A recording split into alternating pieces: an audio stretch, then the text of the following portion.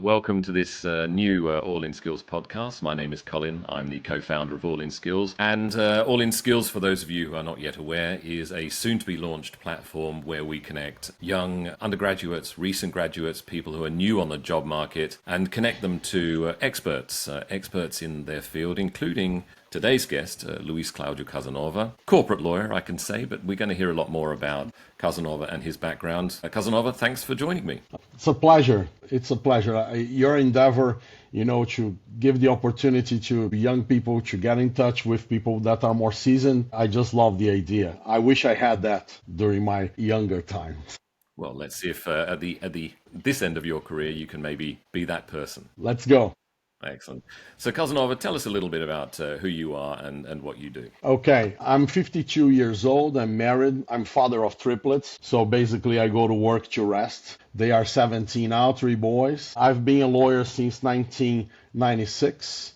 I've been transitioning from law firms. I work at a bank's legal departments and also in e-commerce. So I worked for banks here in Brazil, Banco Real. I worked for Banco Itaú for almost 10 years. I worked in HSBC for a short period of time, for 6 months. Then the bank went in a restructuring. Then I was fired. So that's a very humble experience. Then I went to a law firm. I became partner with a big law firm in the capital of Brazil that is focused on the highest courts, and I was responsible for São Paulo branch. I was there for like 1 year. Then I got an invitation to work for Mercado Livre. Mercado Livre is the biggest e-commerce platform and also payments gateway here in Brazil, also in Latin America. And then from Mercado Livre, after almost 2 years, I transitioned to Ford Motor Company. I am now responsible for the legal department for Motor Company for South America,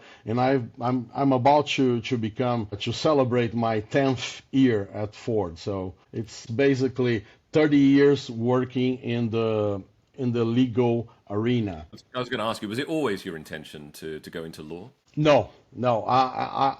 Actually, I had my 3 years of kind of a high school. I don't know how to translate that from our structure here in Brazil. Before going to law school, I study IT.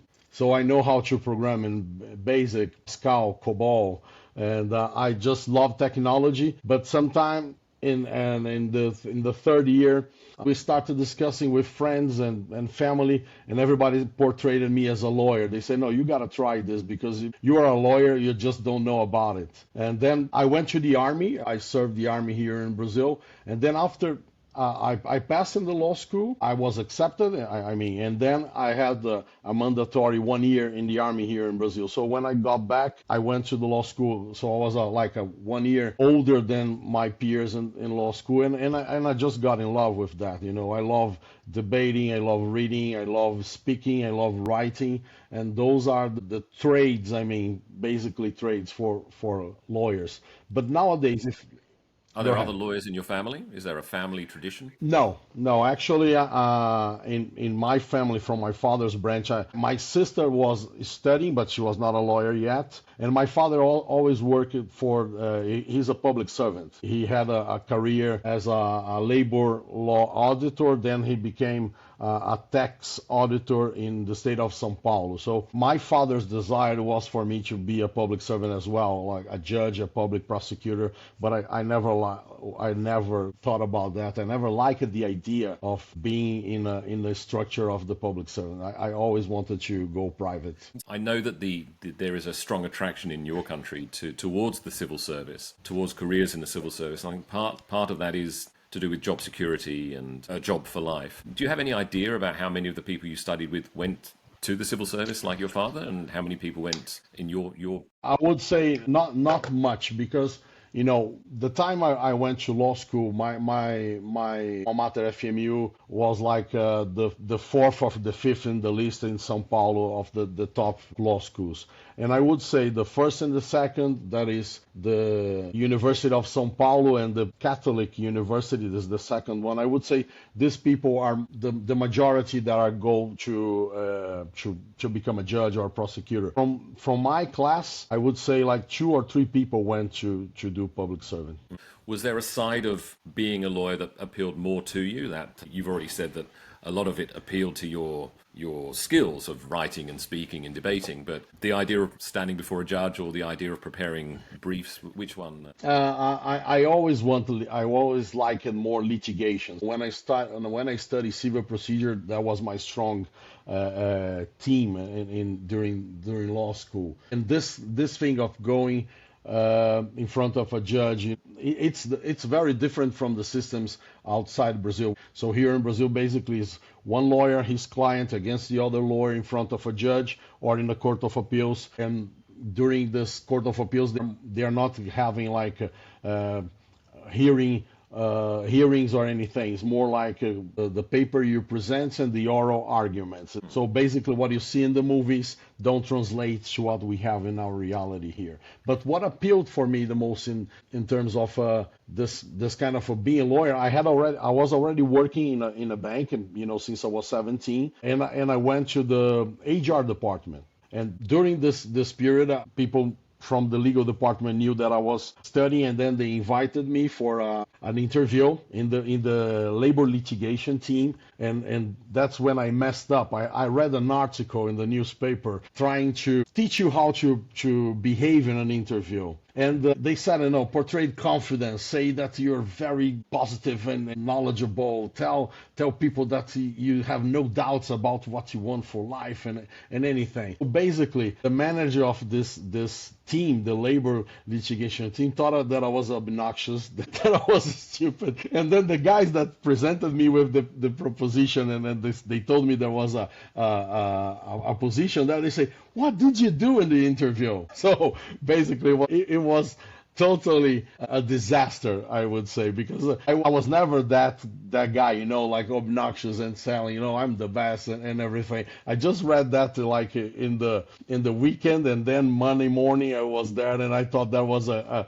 good recipe for an interview. So please don't do it ever. Everybody that's hearing here, go to an interview, prepare yourself, understand a lot of the company or the law firm or whatever place you're applying to a job, but please be yourself and be humble. So an early and very difficult life lesson. You started working within the bank, not even 18 years old. What's the situation with internships at your time and perhaps nowadays in Brazil? My reality in my time, there was no limit of the hours you could work. So if you had like a good place to work as the bank that I worked for, or if you go to a medium to a big law firm, you will make not a lot of money, but it will be a decent salary. Nowadays, what we have is a lot of new rules that benefit the students. They do not become like a force of labor, very cheap to hire. We have like a limit of hours to work, so they cannot work more than 6 hours. They cannot do over any extra hours in the work. They have a special situation during their tests in the law school or whatever school they are attending to. And actually, they can only be 2 years in a company. So whenever you got to the 2 years period, either you're hired as a regular employee or you got to find another internship for yourself. So there's more restrictions nowadays, but in your day, presumably fewer restrictions. So did you even receive any money as an intern? My situation in the bank, I was a regular employee because I went to HR and it was like a regular entry job. But the interns that I had during this period of time, some from the same law school that I attend to, they make decent money. I couldn't, give you a ballpark today, but it would be decent money. You could like afford paying part of the tuition, go out in the weekends, food, some sort of, going to the movies or a concert, something like that. So there was no suggestion that an intern should be giving of themselves for free? No. But what happened during my time, it was like the internship would last like 10 hours of work. You would go to the law school, for instance, attend to a test and then get back to the law firm. So, and during that time, the people would say, "Oh my God, this was so hard. Why we're doing that?" And like exploiting people. But that's where the opportunities to learn presented themselves. Nowadays, I would say they have very few hours. This 2 years period, they kind of remove from them the opportunities that I saw during my time. But anyway, we were not so concerned, or we didn't even have the idea of work-life balance during that time. So us, the X generation, we were very happy to have a job, and try to pursue a career of 30-something years in any first job you got. Is it a fair assumption to also say that in your time, and so we are talking, 30 odd years ago, the number of people studying law was significantly lower than it is For today? sure, for sure. We now have like more than 1,550,000 lawyers in Brazil. So this is a nightmare. I have a personal statistic. When I was firstly hired as a lawyer, my salary was 1,800 reais. It was 1997, July 1997. So at the end of 1997, December, they gave me a little raise, so I was making 2,000 reais. In 2013, I was hiring lawyers in a law firm that I mentioned, that I was partnered, the headquarters in the capital in Brasilia. We were hiring lawyers for 1,850 something. Oh, from 1997 to 2013, instead of the salary going up, like if you only put CPI on that, it will be more than 10,000 for an entry level, and we were paying less than a lot of years before. So here in Brazil, we have in the city of São Paulo more law schools than the entire United States. So offer and demand is totally unbalanced. For instance, one of the triplets, he wants to be a lawyer, and what advice I gave him is, okay, you gotta be to one of the Ivy Leagues law schools here in Brazil, and you have to be aware of how the technology, artificial intelligence agents will play a role in your life from the beginning. I've been using those tools in my daily basis, and what it does is it puts everybody in the same knowledge level, I would say, because it has access to everything that has already been written in that specific area or topic of law. So interpersonal skills, having a solid background, that will be, in my perspective today, what will differentiate a young lawyer than the rest of the lawyers, and mostly the lawyers that are already there in the market, like myself. If you were being entirely objective, would you recommend a young person contemplating an undergraduate degree to think about a different area, or do you think that there are still sufficient reasons to go into law? 1.5 million lawyers in a country of 220 million. That's a lot. Yeah, that's a lot. My first reaction when my son started talking about the law firm was say, "Oh my God, don't do it," because of that, this reality. But if you go to an Ivy League law school, and if you have this idea of to differentiate yourself and work in your soft skills during this whole period, I would say there is still a lot of money to be made in the law profession. I should ask, 1.5 million people practicing law, or just graduating in law or qualified to the bar? They have the bar. Mm-hmm.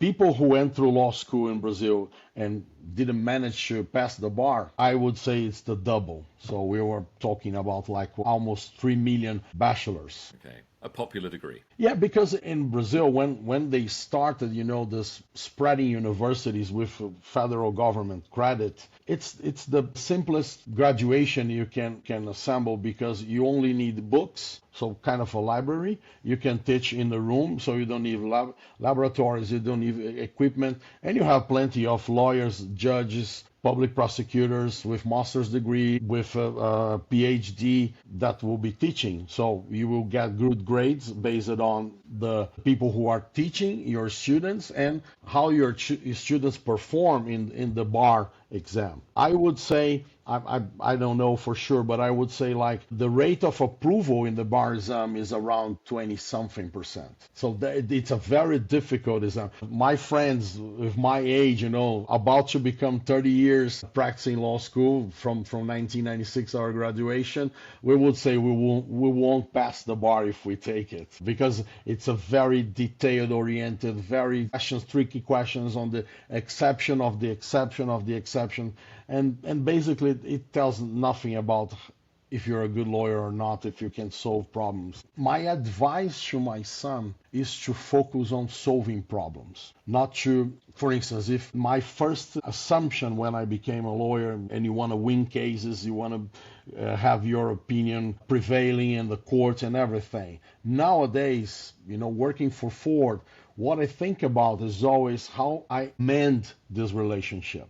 How I take this customer that for any reason are suing us and solve whatever issue this person have, and have this person get back to the brand, as an advocate, buying Ford's vehicles, having a relationship that with our brand that is enduring, like a long-term relationship. And with our suppliers, if our business partners is the same, how to mend the situation when we are in a litigation, or when we are discussing like an agreement, how to have a solution in this particular discussion that will benefit both parts. Sometimes you have to play hardball. It happens. But if you can take the higher road and think about the other person's needs, you came up with solutions much faster in an environment that's much better for you to perform at your topic, at your peak. But you didn't start in the corporate world. No. How early on did you sort of make your way to a large law firm? I was working in a small bank that actually was a spin-off of the first bank that I worked for. The first bank I worked for was sold to ABN AMRO Bank, and then I was in a law firm dealing with franchising law in Brazil. And then people that knew me from my period in the previous bank, let's say, they invited me, and I was studying English like crazy, because that would differentiate me as a litigator. You have all the corporate lawyers and focus on M&A agreements and kind of advisory piece of our profession. They all speak very good English from the beginning. I took English studying seriously. I was 24 years old. So I went like in depth to understand and to not be afraid of communicate myself. And then I got an invitation to participate for applying to a position in Tosini law firm. Tosini, one of the biggest law firms here in Brazil. So that's Just to give us an idea of scale. But we're talking about hundreds of lawyers in a yeah. During my tenure, we were almost 250 lawyers. You have a very well-known worldwide, Pinheiro Neto. They consider one of the biggest, and Tosini is top three law firms. And during that time, 1999, when I went to work for Tosini, we were having like a scenario in Brazil economically. We were very good. We have the economic plan. We were killing the inflation that we had, like inflation 84% in 1 month. So we had a much more controlled inflation. There was a lot of people coming and companies from overseas investing here. So it was like the cell phones company come here. So there was a lot of money, a lot of opportunity, and Tosini was well positioned to attend all those clients. So during that time, it was the first time that I worked in cases worth millions. Now, before that, I was working for sure in a very interesting subject, litigating in the franchising arena. But then I got like international clients dealing with demands and everything. And it was quite interesting because during that time, I got like the underdog syndrome. I was like the imposter syndrome, as people say today. Sometimes I felt that I didn't belong there because I've never lived abroad. I was not, graduating in the Ivy League of the law schools here in Brazil. And what you're proposing as having mentors, I wish I had a mentor during that time, because I had the same value and I was much more skilled than other lawyers that were working with me. because I had this idea, and if I put myself a handicap all the time. So I was not like brave to offer myself to kind of be in the special projects or everything. I had some moments, for instance, the first time someone person in our litigation team that was like 50 something lawyers, I was the first to propose to have an argument, an oral argument in a court of appeal. And then it was quite interesting because everybody said, "Oh my God, what this guy is talking about? You know, we don't do that." And it was quite interesting. So, and if I had a mentor during that time, or someone more knowledgeable or more seasoned than myself, probably I would benefit. And that's what I try to do with the trainees, the young lawyers that work for me. You know, trying to instill them braveness, not to be reckless, but to believe in themselves. If you study the matter, if you go in depth, if you try to see this for all the perspectives possible. Go there, fight. You know, have the good fight. You know, the result will be presenting itself in the future. But in the present, do your best and don't be afraid. So you've entered a very large law firm, and within that structure, there's nothing like a sort of a mentorship or a line No, management during that situation? time, no, there wasn't. You could create that if you try to be in touch and try to as you try to conquer something, create something. That wasn't present during that time. It wasn't common during that time. So what was it then that took you out of the sort of this big law firm environment and into, I think it was banking, was it? That came Yeah, next? yeah. The attrition we had at Tosini that time, and probably the other law firms were about 30%, because the market was in its peak. There was a lot of opportunity. So a friend of mine that had already transitioned from Tosini to the bank, she said to me, "Oh, there is a position in the litigation, special litigation team in this one of the legal part of the legal department in Banco Itaú." And since I worked like in before going to the law school, when I was in Banco Real, we were always talking about Itaú as one of the top banks. And when I went to the law school and I was kind of doing clerk work in Banco Real, people was always telling how the team in Itaú was doing an incredible job, because most of the time the banks will get all the information and pass it through to the law firm for the law firm to defend, to present. But in Itaú, it was all the other way around. So the lawyers in the team, the employees of Banco Itaú, they were preparing the defenses, the arguments, the appeals. They were going to court. So it was like a law firm inside the bank. And then I went, the first interview, they are kind of offering me what I was making at Tosini, so I say, no sense. But I kind of nailed the interview because I was very focused on the case law of the superior courts in Brazil and discussing that. For sure, I was much more humble than the first treasures interview in the beginning of my career. I asked a lot of questions because I kind of studied the bank. You know, the bank is a public corporation, so you can go and see their annual reports. And so I read the annual reports. I focused myself on the issues they had in the litigation arena, the consumer protection agencies and everything. So they are obliged to disclosure that. So I asked questions based on what I read. And then I think a month and a half or 2 months, they called me to say, "No, we upgraded the position. Come back here. Let's have a talk." And it was interesting because when I started working with the other guys that was kind of hired 1 month before me or 1 month after me, this new people coming to the team, and I came with a lot of energy, a lot of ideas, and that's kind of erased the imposter syndrome that I had. I was offering myself, I was taking risks, I was taking chances, and I just love it working for Itaú. I never saw myself leaving the bank. But then 2008, we have a merger with another bank.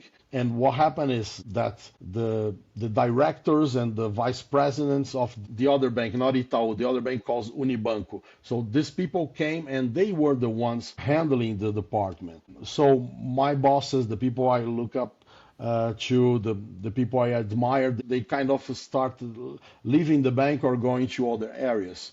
something very interesting happened during that time. In 2008, the merger happened in November or almost December, but I become a father in 2008 as well. And then in 2008, they offered me the position of a manager. So I wasn't kind of on a Y career. I had a manager status, but I wasn't managing any team. And I totally failed again, because I was trying to perform as I was a lawyer, handling all the class actions, very important cases worth like 1 billion reais, discussing investments and the percentage of interest that was paid and the inflation rates, all those discussions that are still to be decided by the Superior Court here in Brazil and the Supreme Court. So this is a big case affecting all the banks. We were discussing everything. And then I was trying to still working as I was a lawyer. I wasn't paying very much attention to my team. So the first time I got a 360-degree evaluation, they told me that I didn't hear anybody, that I wasn't paying attention to their ideas and everything. So I came home and I was destroyed. And I talked to my wife and I shared what happened. And she said, "You're kind of Mr. Always Right." I have a conversation with a former boss in Banco Real, kind of looking for a more seasoned person advice, and he told me, "Go there, shut up and listen. Be present. Be with your team all the time you can. I know you want to please this new management and you're handling a very difficult case, a case this management picked to kind of show their first victory about it. It was a time when I tried to recover and get back this team, be a better boss, a better leader. I stayed in Banco Itaú until almost the end of 2010 when I went to HSBC. But when I left, thank God my team was not giving me like bad feedback in the evaluations anymore. All that because I went and asked for this guy's advice. Of course, I talked to my friends and my wife, and when she said, you kind of a Mr. Always Right, I didn't want to be that person. So that's kind of interesting. When you're in an environment of a lot of pressure, a lot of stress, you not always behave as you think you are behaving or as you wanted to behave. So it's always important to have someone, even outside of your team, kind of telling you what's the temperature, what you're doing, how you're behaving. It's really, really important. Sometimes you're like blindsided to those things. I would say not sometimes, all the time, probably. You said that the first big law firm at Tozzini that there was a lack of mentorship and structure. Itaú, for anyone who's not familiar, Banco Itaú is one of the biggest banks in South America. It's absolutely enormous. Did they have the organizational structures in place for presumably hundreds, if not thousands, of people entering out of university or as young professionals? Did they have those mentorship structures in place or line management? No, during that time, no. Because I would say it's not something very old, kind of a mentorship, shadowing programs. For instance, I know that very structured, institutionalized in a practice that's being done for a while at Ford. But for other experience, for instance, HSBC, Mercado Livre, Itaú, even Tozzini, you could ask for advice, but there was not like a program as we have now at Ford, and I bet other OEMs or other multinational companies they will have, because it's something very important to be structured. Otherwise, if you let it loose, it will depend a lot on the two people that are interacting. But if you structure that as we have, so we have like a guide for monthly meetings, we have a guide for a shadowing program, what do we expect from the shadowing program, what is not a shadowing program. For instance, a shadowing program is not a mentorship. And a mentorship is not a shadowing program. A shadowing program, basically, a person will be following me on meetings or seeing I'm attending clients and everything. They will ask me questions, but I will not be interacting or trying to help them with their doubts or any dilemma they have. This is more for the mentorship structure. And that was not common. If that happened, it would be like a situation when someone has an inherent desire to teach people or to be there and give advice. And that's what one of my leaders at Itaú used to do. So when when the situation presented for me to be the head of the legal department at Ford, the first thing that I did, I invited my director at Itaú for a dinner, and then I told him, I'm gonna be the new legal director for our company here in Brazil. We are in this restructuring. We can talk about that later. And he advised me, the importance of be there with your team, to trust your team, but at the same time to challenge what you had, to manage other people's knowledge because they will be more knowledgeable than you in a lot of subjects, and also how to follow up to make things happen. So be on top of the objectives, the deadlines, kind of help as in an orchestra, helping conducting the various instruments to produce something, not noise, but like a beautiful music. Yeah, I know there were a few stops on the way, but we'll jump over some of the. You did have some interesting roles between Itaú and Ford, but Ford strikes me as very interesting, large multinational, and a very long-standing footprint in Brazil. And you took your role there, and things changed, right? There were dramatic changes at Ford. Yeah.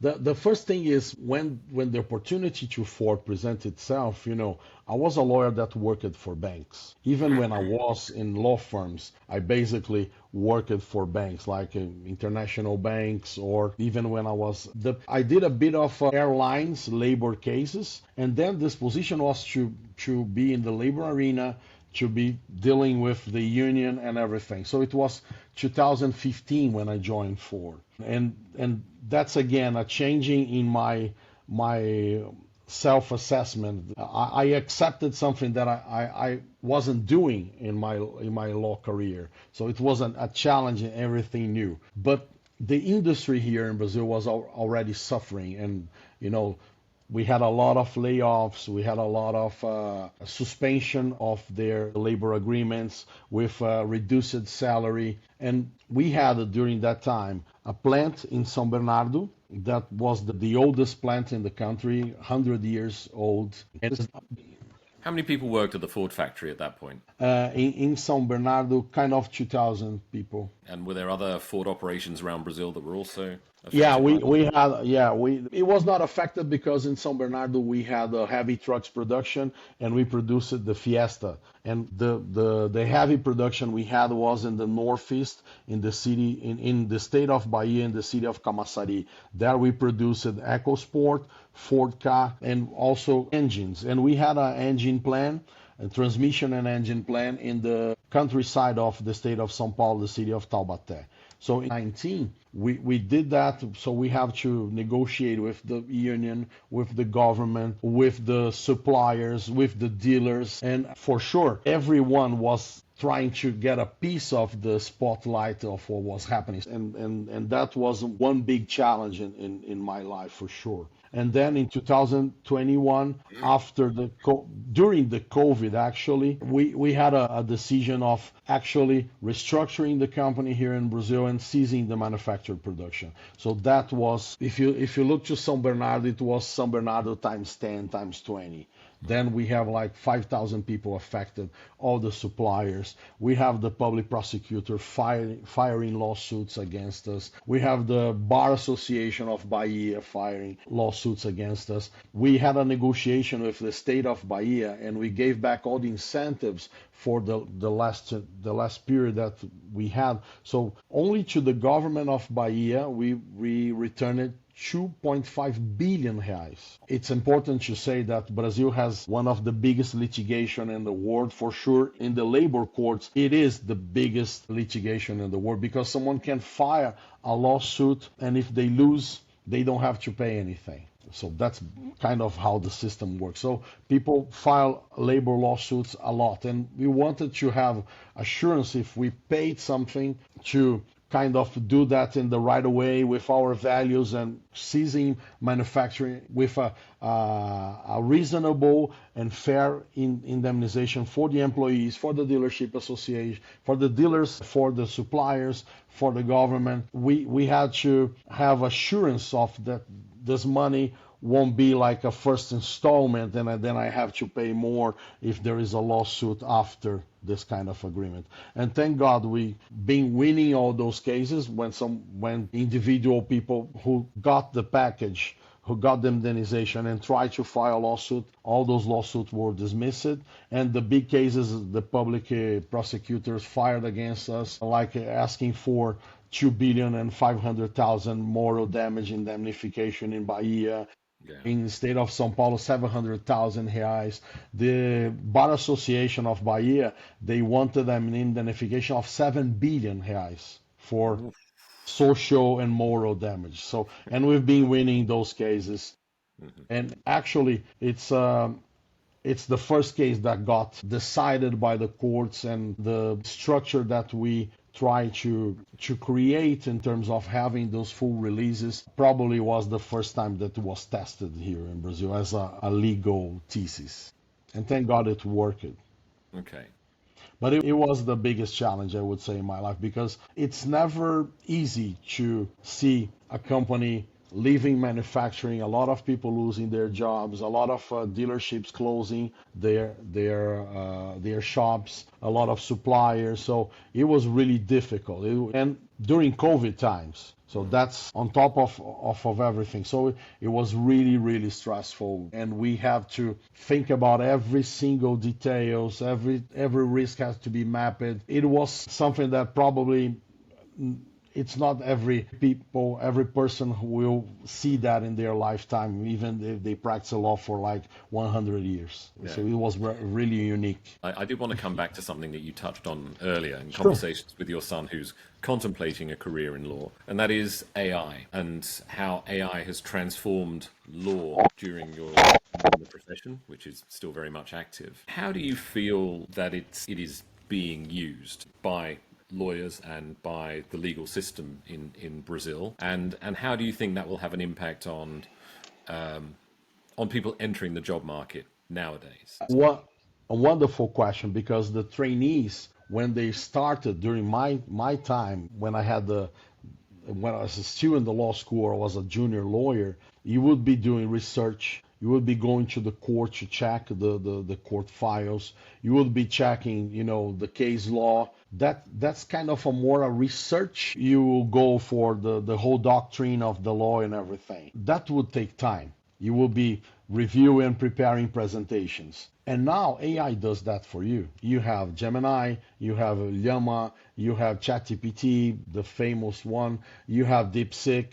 So and they are improving by the day. So what I see is we have to change our vision about how to hire trainees and what kind of work they will do. Because you will never think about a trainee having interaction with a client. There is a lot of jokes in the social media that only the senior partner talks to the clients, and if like a junior lawyer sends an email, it had to be doomed, killed, or something like that, because it's unthinkable. But nowadays, this young generation, they will probably be more skilled to work with AI than we are. I try to be up to speed, but just this week I challenged my team and said, okay, let's create an AI assistant, to check the agreements, to see who has power of attorney. And when I sent the invitation, I gave like what was the idea for 1 hour session. And one of my trainees, she just replied 30 minutes after that, say, okay, I created this agent.